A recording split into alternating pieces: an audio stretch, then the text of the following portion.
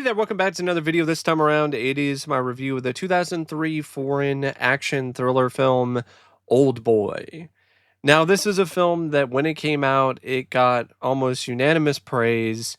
To this day, it's still considered to be one of, if not the best, films of its genre and from Korea.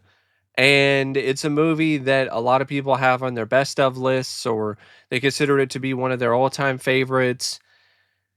And I was aware of its reputation going in. I didn't necessarily know about the twist. I knew about the corridor fight, but I didn't really know much else beyond that. And I have to be honest, I was a bit underwhelmed by this movie. Now, I'm not going to say that I think that it's a bad film. I think at the end of the day, it's still a good movie. But I personally don't see the same masterpiece as a lot of other critics and a lot of other audiences have in regards to this film. And before I get around to sharing more of my thoughts on it, though, I would like to give a quick shout out to Leon for requesting this review.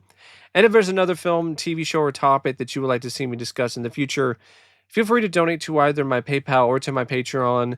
Link to both is in the video description down below, and I will try to get to it as soon as I possibly can. So, Oldboy is directed by Park Chan-wook, and I feel that the direction of this is absolutely astounding. I think this film's visual style and its flair, I think that's a big part of its appeal. And you could definitely see other films influenced by it that came out after this movie, because you see the same style and flair in other movies, even now. So it's definitely an influential film in that regard when it comes to the one shot fight sequence in the corridor, or some of the other shots throughout the film. This is some really masterful, magnificent filmmaking in terms of the shot selection, the framing, the usage of wide shots or different kinds of shots throughout it, in terms of close ups, zooms, pans, traveling shots, POV shots at points. Like, it's a very ambitious and wild and crazy film in a lot of ways. Like, it's a straight up unhinged movie, and the direction definitely does fit that unhinged nature of the overall plot and its characters. So it's a film that definitely wows you in more than one occasion and with more than one sequence when it comes to the way that it's shot. So I feel that the direction is absolutely 100% something that is well deserving of all of the praise that it gets and then some.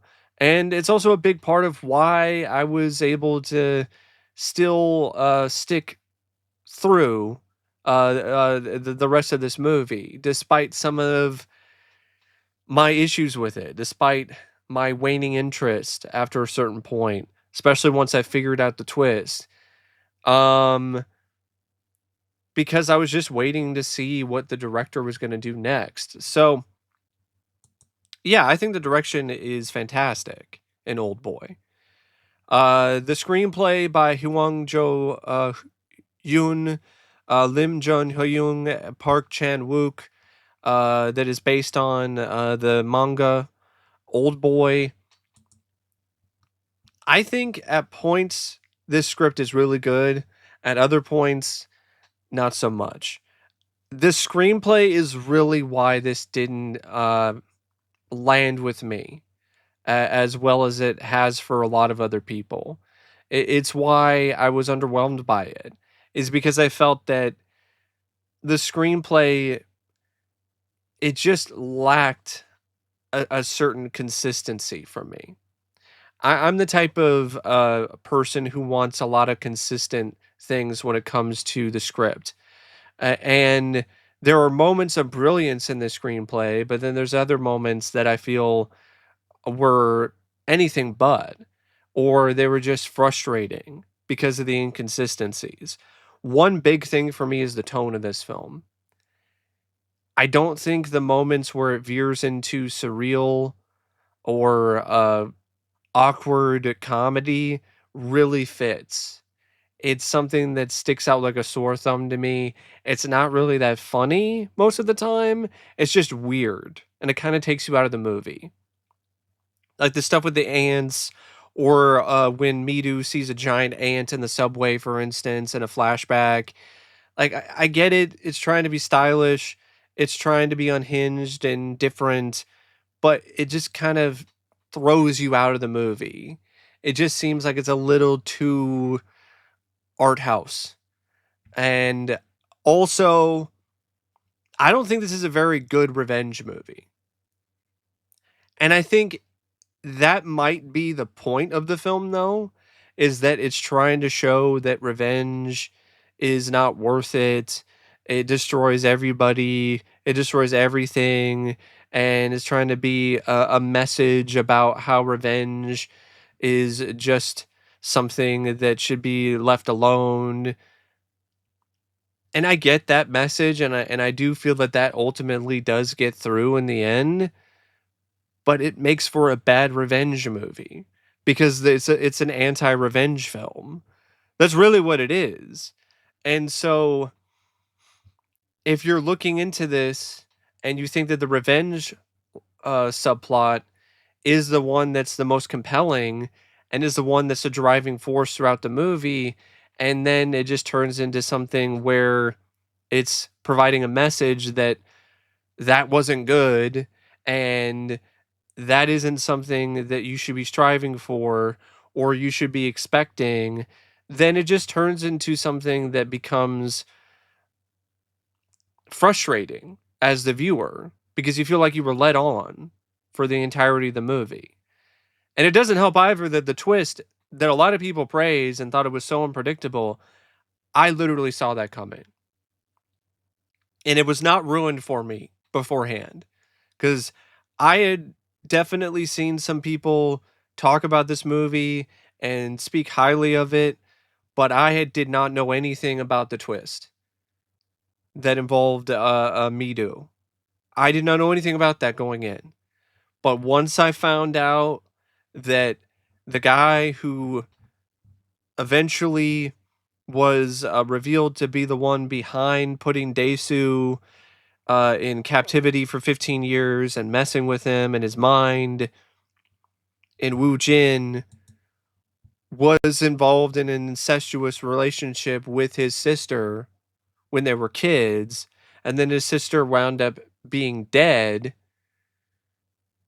I was able to piece things together and get to the conclusion that the film ultimately did with its twist that Mito was Dae-su's daughter, and she was being manipulated by Woo Jin in this whole elaborate revenge scheme that ultimately not only destroyed the lives of Dae-su and Mito, but also destroyed the life of Woo Jin because he ultimately took his own life because of the stress and just the emotion and everything that comes with his thirst and quest for revenge,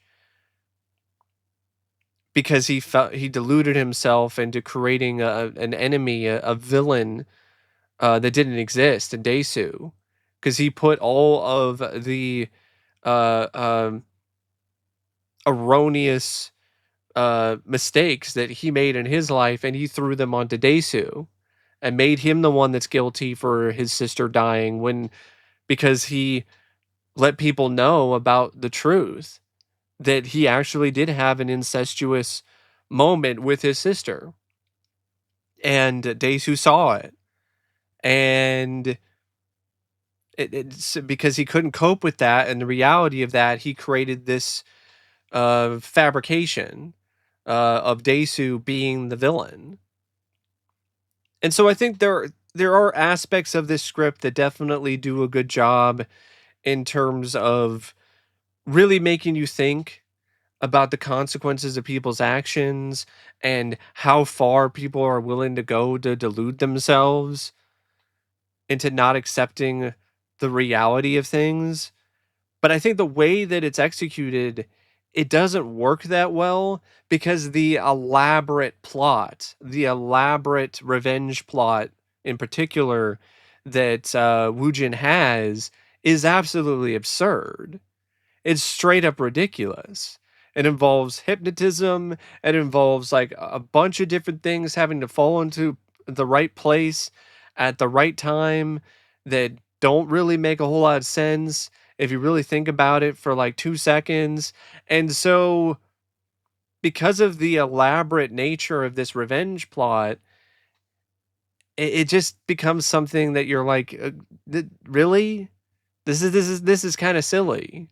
And I think maybe that's also the point. It's trying to make you feel that way and think that way because that's I think what the writers are trying to say about revenge itself. Um but it just leads to a lot of the film, especially its driving force, which seems like it's about revenge, to be kind of pointless in the end. Because it still has a dark ending anyway, where Daesu lives, but in what state? Like, what kind of state is he left in? A pretty bad one. He's cut off his tongue. He, uh, to me, I interpret it as if the hypnotism didn't work, and he actually still knows that Mito is his daughter, but he's just trying to fight through it, even though he knows the reality of uh what is going on, and he is very much aware that the relationship that he's in is a really disturbing and torturous one. That's why he has that pain look on his face at the end of the movie. And I think with a darker ending, it would have been more effective if he at the very least got a satisfying revenge.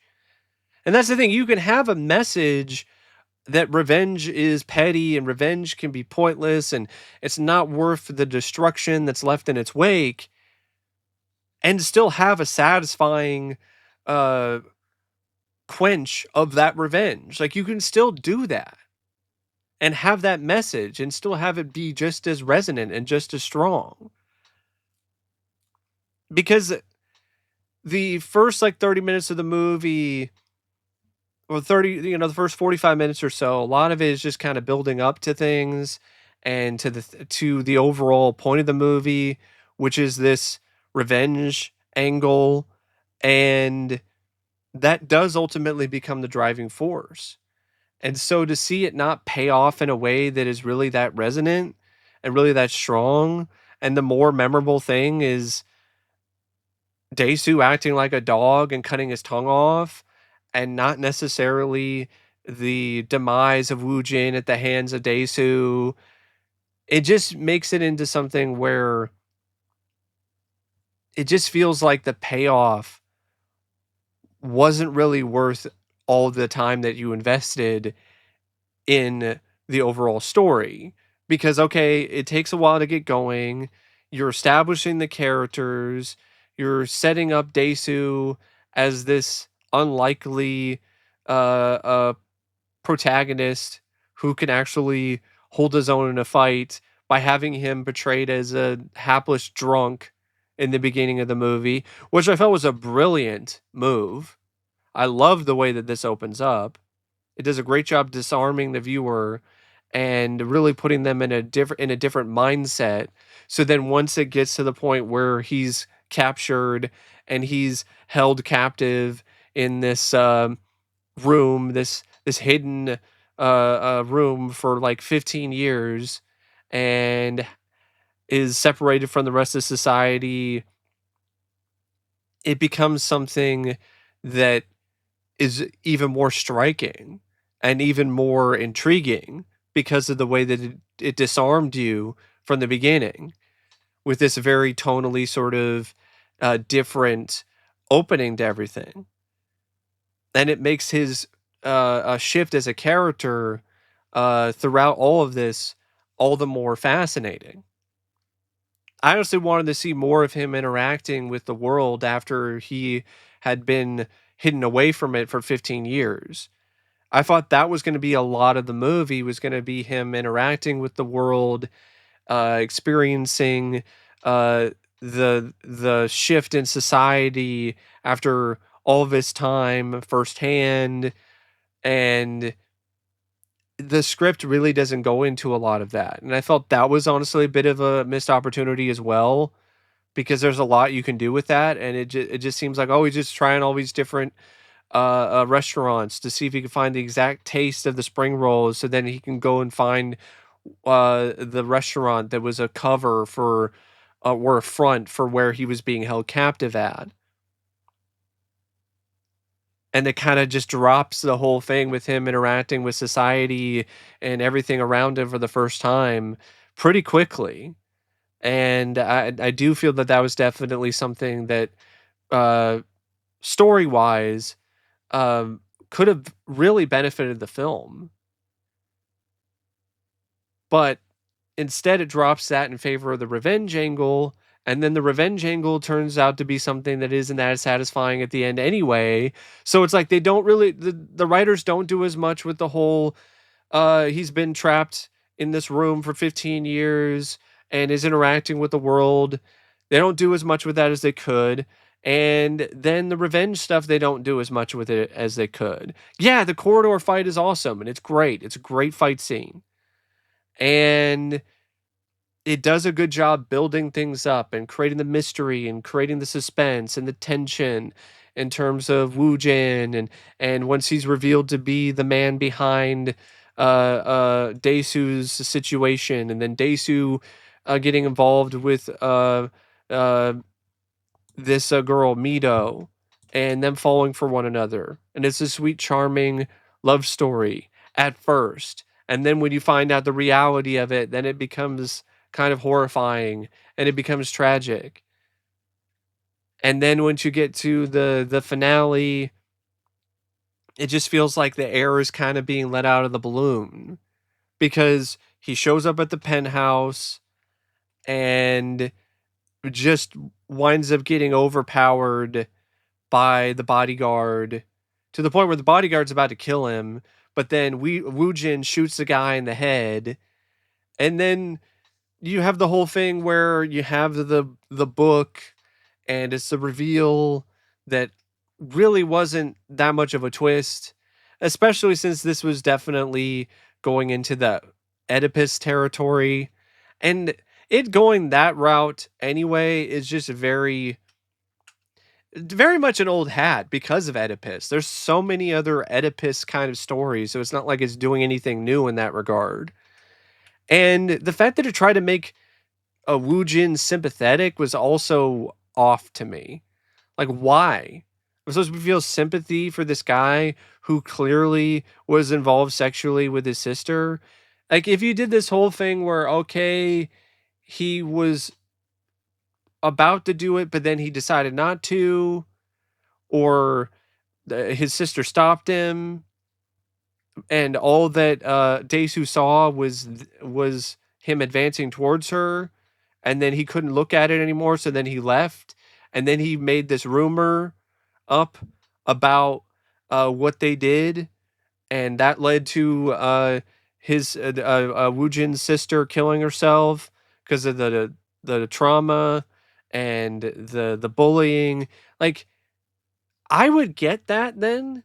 I would understand Woo Jin's plight, and I would sympathize with him in that regard. But the way that it's set up, there's no reason to actually feel any genuine sympathy for him because he did it. Like, he was actually the one that actually did all of that anyway. It wasn't a rumor. Maybe the whole thing about her getting pregnant probably was. It wasn't real. But him being involved with in a sexual relationship with her, totally his fault. He did that. And for this guy who's been established as this main threat, this antagonist, for him to just take himself out is just incredibly disappointing. It's bad enough that when Dae-su gets to the penthouse, he's just easily overpowered by the bodyguard and thrown around like a rag doll. You can't even have him beat that guy. You can't even give the audience that for a payoff. And it doesn't really like, well, he's not really that good at fighting. He just got lucky It didn't seem like he was just lucky. It seemed like he actually knew what he was doing. You have to somewhat know how to fight and know how to fight pretty well in order to win the fight that he did in the corridor and take out all those guys in the elevator. So like I just don't understand why he can be a wrecking ball in that particular sequence and then all of a sudden he's just getting wrecked. It's not like he was that hurt.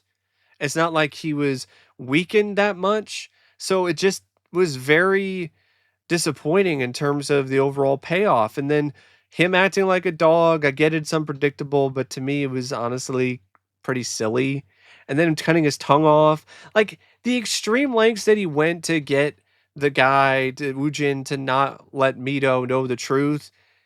I understand what the writers are trying to do there, but it almost didn't necessarily fit with the character of Dae-su in terms of what is willing to do. It kind of felt like he gave up a little too quickly in terms of the situation. He got overpowered by the bodyguard, and there was this scenario that was happening now that could unfold, and she's gonna know the truth. But it's like he didn't try harder to like get the phone out of his hand or take him down or anything like that. It just felt like all that happened is there was a lot of bluster and yelling and then groveling and then self-mutilation. And then Jinwoo just shoots himself anyway. So like even after the self-mutilation and the groveling, you couldn't even had like a moment. It's like, fuck it, I'm gonna kill this guy anyway. No, you don't get that. And like I said, if the message is trying to set up that revenge is pointless and blah blah blah, you can still have him take out Ju Win or I don't think that's his. Yeah, Woo Jin. Sorry, I got the names mixed up there. You could take out Woo Jin or take out the bodyguard at least, and then at the end, it's still an empty thing. Like it still doesn't really fill the hole that's left behind. It doesn't uh, heal his soul because he he got revenge, but it didn't really change anything because what was done was still done. Like in all honesty, like the damage has already been done at that point, and it's already really devastating. I mean, this man unwillingly was manipulated into having sex and falling in love with his own daughter. That's enough of a devastating uh, event to happen in the man's life. You don't really need to go any further than that to get your point across about how devastating the revenge can be.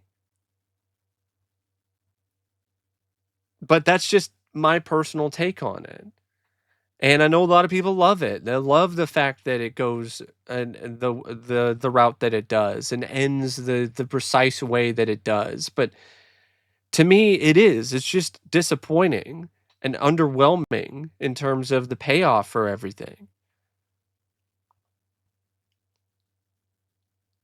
And that's my biggest issue with the movie, is that. And also the fact that it doesn't delve into certain things as much as I think it could have.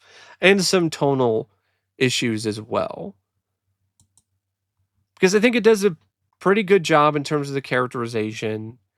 I think it does a good job in terms of initially hooking you and intriguing you with its plot and a lot of things involving a Dae-su and him being trapped in that room for 15 years and being let loose and doing all these criminal acts and becoming this master criminal slash master fighter or almost a beautiful mind sort of thing where he's just incredibly intelligent, has like an encyclopedic knowledge of different sort of facts and things like that.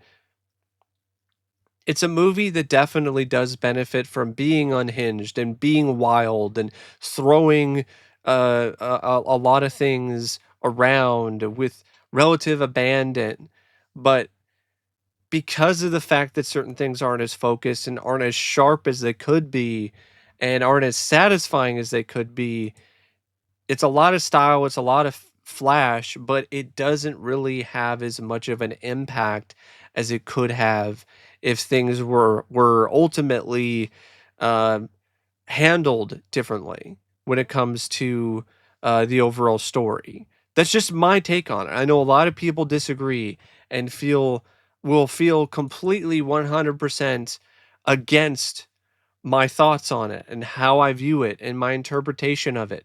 And that's totally fine. This is my interpretation of it. This is how I uh, view the story and the script, and why the film as a whole just left me a little underwhelmed, despite a lot of the things that I did like about it. Now, I do feel that the movie features some genuinely great performances by the cast, especially by Choi Min-sik. He is absolutely spectacular in this. This is such a great performance. I did not even notice, let alone initially buy, that he was the same character in the opening of the movie as he is for the rest of it. Like, that's some incredible acting, because I didn't buy that the uh overweight, balding, uh drunk, who is just a total fool, is the same guy who would become this vicious killer later on in the movie. He also did a ton of his own. He did all most of his own stunt work, which makes the performance even more impressive. And just there's so much about this performance that I genuinely loved. A big reason why I still like the film Old Boy, despite having issues with its script and its story and the overall execution of it, is because of this performance. It's a really powerful, really strong performance by Choi Min-sik. I think Yoo Ji-tae is also pretty good as his nemesis, Lee Woo-jin. He threw in a bit of like cockiness that I feel definitely did fit the role well, and he was very brazen and wild in his own right, and also chilling at points. Thought it was a genuinely good performance. Um, I also felt that, Kang Hyue-jung as Mido, she did some really good work as well. And I think Kim Byung-ok as Mr. Han, he was pretty intimidating as a bodyguard. Um, and I also liked Dae-han, who played Ju Hwan, who was Dae-soo's friend and the owner of the internet cafe. Like, he had a lot of uh, charisma, and he had some fun lines, and I feel he had some good chemistry with Choi Min-sik. And there's a couple other people that I want to mention, like Oh Dal-su, who played Mr. Park, the warden of the private prison. I thought he did a solid job with his performance. So acting wise, it's pretty good. It's got some good acting. Now, when it comes to other aspects of the production, like the cinematography by Chung Chun-hoon or the editing by Kim Sang-bum, like, both of those are quite exemplary. This is a really nice looking film in terms of the cinematography. The editing at points is really on point, especially when it comes to the few extensive fight scenes or action sequences that you do get in the film. And the music by Jo Young Wook, I think it fits the film, but it's not something that I personally love or am a huge fan of. A lot of it just seems like recycled classical music cues, but I do like the main theme that's pretty much repeated throughout it. Had a good sense of emotion behind it, and felt it was a good composition overall. especially when it comes to that particular piece. The rest of the score was just kind of more in the background kind of stuff, but it worked for what the filmmaker and the other people involved with the movie were trying to do.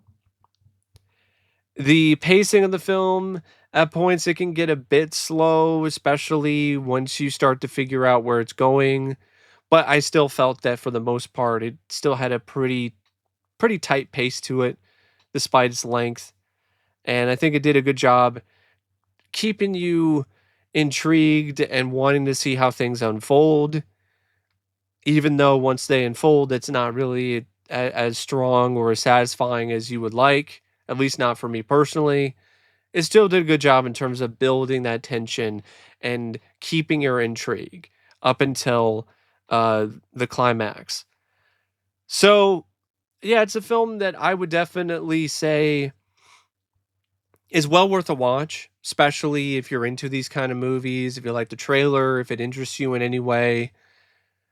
But I will admit it. I will say that this isn't one of my personal favorites, and I definitely really don't have a desire to watch it again. But it's a film that I do appreciate, at least on a particular level. But it's also a movie that I wasn't really super into at the end of the day either. So it's very much an acquired taste. If it's a taste that you really like, that you can get into, I think it'll be an interesting and rewarding experience. Almost like eating a live squid. It's kind of the same. Like watching this movie is almost the equivalent of eating a live squid. It's interesting. There's some good taste to it. There's some good flavor. It's definitely very stylish and definitely memorable in its own way, but it kind of leaves you with a little bit of a bad taste afterwards. I mean, it doesn't sit well in your stomach. That's really a great way to sum up Old Boy. It really is like that. But anyway, thanks for watching my review, and until next time, I'll see you later. See ya.